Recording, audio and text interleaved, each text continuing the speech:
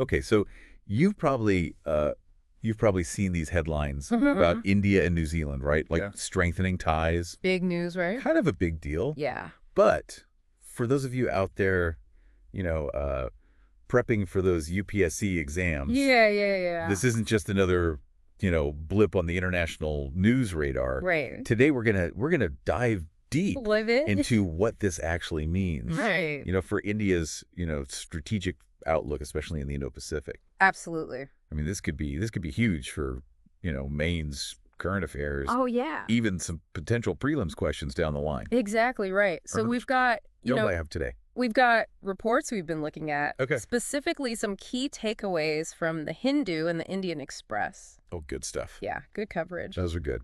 And, think of this as your, curated guide Oh, nice. to understanding this, crucial development in India's foreign policy. Yeah.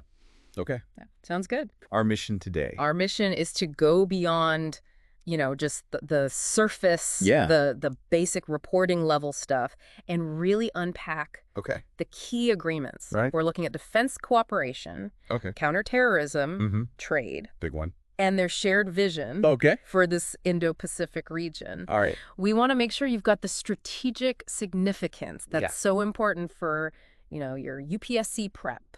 Okay, let's get to it. All right, so let's unpack this, starting with something particularly noteworthy. Okay. These enhanced defense and security ties between India and New Zealand. All right. They signed a defense cooperation MOU. A defense cooperation MOU. Yeah. That sounds pretty serious. Yeah. What is that, This is a big deal. What does that mean, like, in the grand scheme of things? Yeah, so what's really important for you, as a UPSC aspirant, tracking India's foreign policy, this MOU could mean a shift. In New Zealand's, traditionally, like, less assertive security posture in the Indo-Pacific. Interesting. Right, they're signaling they're more willing to actively engage with partners like India, given what's happening in the region. Sure. This changes how India can, project its influence in the South Pacific. Okay. But here's the thing. Yeah. This isn't a brand new thing. There's a history here. I wasn't aware of any, serious military history between these two. Yeah, so the joint statement they put out after the prime ministers met, they actually mentioned this history. Sure. They specifically, they mentioned Indian troops fighting alongside the Australian and New Zealand Army Corps. The ANZACs? The ANZACs, yeah. Wow. At Gallipoli during World War I. I mean, that's pretty moving. That's wild to think about. To think about that shared history from so long ago. Still impacting, today's strategic partnerships. Yeah. Adds a whole other layer to it. It really does. Don't you think? Absolutely. Yeah. So bringing it to the present day. Yeah. Where are we focusing? Where's the focus of this cooperation? Yeah. Well, a central theme, highlighted in that statement. Is their commitment to a free, open, secure, and prosperous Indo-Pacific. Wow, that's a mouthful. It is a mouthful, but it shows how much they agree on how important, a rules-based international order is in the region. Right. And that concept, that's really crucial for you to understand. Right, so why? Contemporary geopolitics. Yeah, absolutely. And then you see this vision playing out in real life. All right. How so? Well, New Zealand welcomed India into the Combined Maritime Forces. The Combined Maritime Forces? Yeah. What do they do? So the Combined Maritime Forces, they're super important because they focus on keeping those shipping lanes secure. Right. Which, directly impacts India. Yeah. Trade energy security. Uptime. Yeah. So India joining them, that shows, India's growing role as a net security provider in the Indian Ocean region. Interesting. A key aspect of their foreign policy. Yeah. And you should definitely know that for your UPSC prep. Good to know. And we've even seen, cooperation already happening, haven't we? Yeah, there was that naval thing, wasn't there? You got it. The Indian naval sailing vessel Tarini docked at Littleton, Christchurch in New Zealand. Right. Just last December. Yeah, I remember that. These kinds of things, they show the existing goodwill and they set the stage for more structured collaboration, under this new MOMASHU. Right. So this MOU, it's not just, symbolic. Well, no. There's actually action behind it. Right. It's about making things happen. What are we looking at? So they're going to institutionalize this defense and security collaboration beyond the MOU. Right. They're making a roadmap specifically for bilateral defense industry collaboration. So, they might look at joint research and development. Wow. Maybe even co-production of defense equipment down the line. That's huge. Right. And they want to do more together militarily. Okay, like what? More exercises, more training programs. Navies visiting each other's ports more regularly. That kind of thing. All this cooperation. Yeah. It makes you wonder what's the big picture here? Yeah, what's driving this closer alignment? Yeah. Well, it might not be explicitly stated. But China's, growing assertiveness in the Indo-Pacific, that's definitely a factor. Yeah. I mean, India, they always emphasize development and cooperation over expansionism. A lot of nations in the region agree with that. I bet.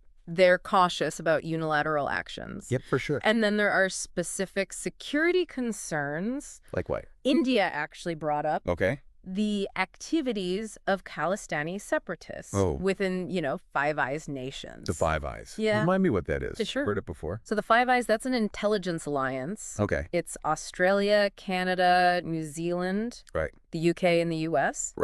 And India wants New Zealand's full cooperation in addressing and countering these, anti-India activities. Makes sense. Yeah, within that framework. It's really important for India's internal security. That's a sensitive one. Yeah. That it's definitely important. Yeah. So moving on.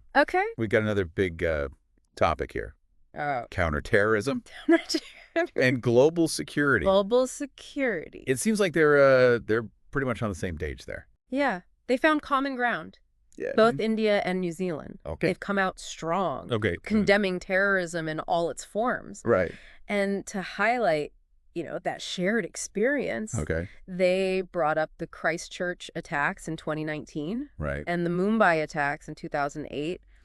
I mean, those are stark reminders of how global and indiscriminate this threat is. Those are powerful examples of the human cost of terrorism. Absolutely. So what specific, commitments what are they going to do? Did they make to strengthen this cooperation? So they committed to strengthening both bilateral and multilateral cooperation in fighting terrorism. They also, urged all nations to take concrete action against terrorist organizations that have been, proscribed by the UN, and they agreed to work together to combat separatist and extremist elements. And it's not just about physical attacks anymore. Right. Like the digital space is a big part of this now. Exactly. Yeah. They emphasize disrupting terrorism financing networks and dismantling terror infrastructure. And that includes online. Yeah. They recognize how important the internet is for spreading, extremist ideologies and planning and executing attacks. So let's shift gears a bit to the economic side of things. All right. The economic dimension. Trade and investment. It's vital for any partnership. For sure. So where do India and New Zealand stand? Right now. Bilateral trade between them stands at $1.75 billion US dollars in the fiscal year 2023-24. And New Zealand, they recognize how important the Indian Kiwi community is. They're the third largest ethnic group in New Zealand. Yeah. And they contribute a lot to skilled migration and education. That's huge. Yeah. So it seems like the people-to-people connection really impacts the economics. It's a big influence. What about formal trade agreements, though? Because I know there's been some back and forth. There has been some history of stalled negotiations.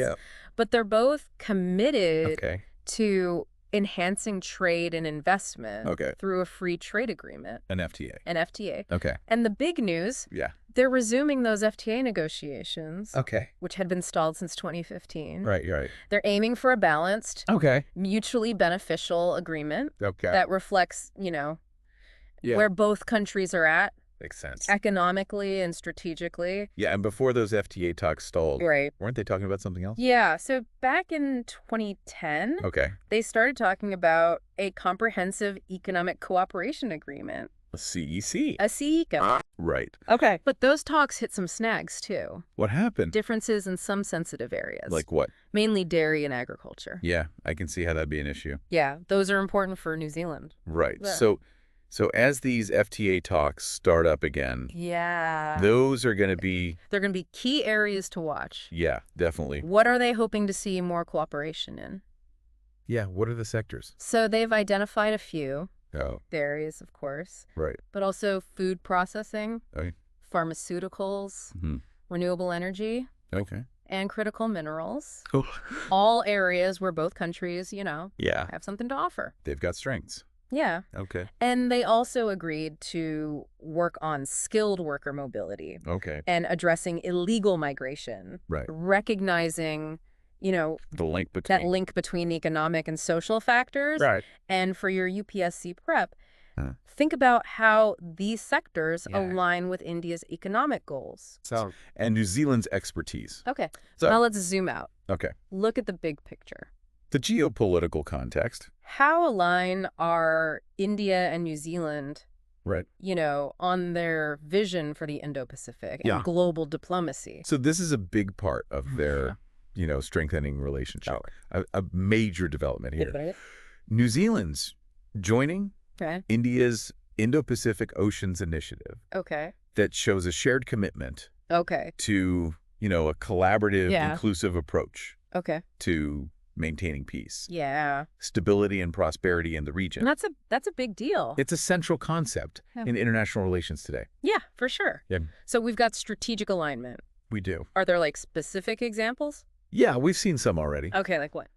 Military exercises. Okay. Staff exchanges between their armed forces and naval port calls. Okay. Like the Royal New Zealand Navy's frigate. The HMNZS Te Kaha. Okay. Visiting Mumbai. Okay. These engagements are really important for building trust, enhancing interoperability, in such a strategically important region. So what about their stance on maritime security? Right. So both countries, okay, they've reaffirmed their support for freedom of navigation and overflight in the Indo-Pacific. Okay. And this is in line with the UN Convention on the Law of the Sea. UNCLOS, yeah, from 1982. Right. Which basically lays out the rules of the road, the international legal framework for everything that happens in the world's oceans and seas. Okay. And they're committed to peacefully resolving any disputes that might come up in maritime regions. Makes sense. Showing their belief in a rules-based order. So what about India's, aspirations for a bigger role on the global stage? So New Zealand actually reiterated its support for India getting a permanent seat. On the UN Security Council. On the UN Security Council, exactly. That's a big deal. It is a big deal. It shows recognition of India's growing global influence. For sure. And how important India is in addressing those global challenges. So what about current global issues? Right. So they also found common ground on the conflict in Ukraine. Okay. They both advocate for respecting international law. Okay. Principles of sovereignty and territorial integrity. Yeah. And they express support for a two-state solution, yeah, between Israel and Palestine. Right. As a path towards peace in Gaza. Okay. So you can see... You're pretty much aligned. They've got shared perspectives on key global challenges. Yeah, that seems that way. Yeah. So before we wrap up, let's take a quick look back. A little history lesson. Yeah, I mean, we mentioned those early connections. Yeah, so remember, the relationship goes back to the 19th century. With those early Indian settlers arriving in New Zealand, a lot of them came from Punjab and Gujarat towards the end of that century. Right. And as we talked about, those Indian troops fighting alongside the ANZCs in Gallipoli during World War I. In 1915. Yeah, that's a powerful symbol of their connection. Absolutely. So beyond those early links, what else has shaped their relationship? Well, politically, they both have that strong Commonwealth heritage. They're both vibrant parliamentary democracies. Okay. And of course, English is a common language that helps a lot with communication and understanding. For sure. And officially, diplomatic ties began in 1950. Okay. They opened a trade commission, which became a high commission later. Got it. So you see their engagement deepening. And economically, beyond the numbers today. Right. How important has New Zealand been for India? So New Zealand is currently India's 11th largest two-way trading partner. Sure. But the relationship is really important in specific sectors. Like what? Education and tourism are big. Okay. And then there's dairy. Right. Food processing. Okay. Pharmaceuticals, renewable energy. Okay. And critical minerals, like we talked about. A lot of overlap. Yeah. Okay. India mainly exports pharmaceuticals. Okay. Precious metals and gems. Okay. Textiles. Okay. Motor vehicles. And non-knitted apparel to New Zealand. Okay. And then India imports things like logs, forestry products, wool, edible fruits and nuts from New Zealand. Okay. And we can't forget the business alliances, like the India-NZ Business Council. Okay, the INZBC. The INZBC and the India-NZ Trade Alliance, INZTA. All right. They do a lot to promote trade and investment. And finally, that people-to-people connection. Right. It's really strong. It is. Yeah. There are about 250,000 people of Indian origin and non-resident Indians living in New Zealand. Okay. They contribute so much to New Zealand's society and economy. Absolutely. And this diaspora fosters cultural understanding, acts as a bridge, strengthening the ties. For sure. And you see these symbolic gestures. Like what? Like when New Zealand Post issued Diwali stamps in 2021. Oh, wow. It shows they recognize the Indian community's cultural significance. Okay, so let's wrap this up. Okay. For our listener. Yeah. Especially, those of you prepping for your UPSC exam. All right, let's break it down. What are the key takeaways? So for your UPSC prep, a few things stand out. Right. First, that Defense Cooperation MOU, it's strategically important, especially given, the security environment in the Indo-Pacific. Right. Second, their united stance against terrorism. Yeah. Third, the potential economic growth from those FTA negotiations. Right. And finally, their shared views on Indo-Pacific and global issues. That strengthens India's position on the world stage. For sure. And don't forget, this is a partnership. With a Five Eyes member. It's a big deal. Yeah, that's a big deal. It's a unique and valuable dimension to India's strategic engagements. Looking at the big picture, this strengthened relationship, it reflects broader trends in international relations. It does. And it aligns with India's foreign policy goals. Absolutely. Cultivating these partnerships to foster a, stable, rules-based global order. And again, the fact that it's a Five Eyes member makes it even more significant. Yeah, strategically significant for India. It really underscores India's growing strategic weight. Right. And how good they are at building strong relationships across, different geopolitical landscapes. Okay, so one last thing to think about. All right, a final thought. Especially for those of you prepping for the UPSC. Yeah. What could these developments mean for India's partnerships in the Indo-Pacific? Yeah, what are the long-term implications? In the long term, and what challenges might come up as they cooperate more on sensitive stuff. Yeah.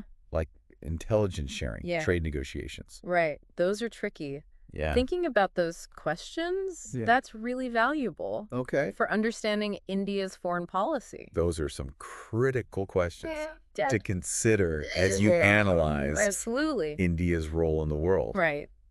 We hope this deep dive has been helpful. I hope so. For your UPSC prep. Yeah. If you've got questions. Yeah. Or, topics you want us to explore. Absolutely. In future deep dives. Yeah. Like, subscribe. Hit that subscribe button. Leave a comment below. Leave a comment. And this analysis was based on reporting. Right. From the Hindu and the Indian Express. The Indian Express. So. Yeah. Until next time. See you then. Happy prepping.